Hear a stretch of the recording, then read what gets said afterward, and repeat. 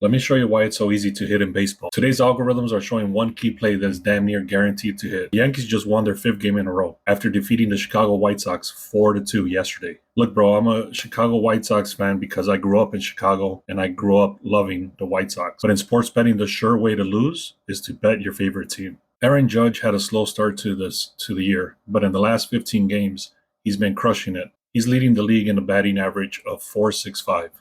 Judge has been firing on all cylinders, and it's exactly what the Yankees needed, as they have won 8 out of the last 10 games to keep them 1 game ahead of the Orioles in the American League East. Today, the Yankees will be sending Luis Gil to the mound. Gil, who is 4-1 with an ERA of 2.51 this season, Gil has been terrific in the last 18 innings that he's pitched.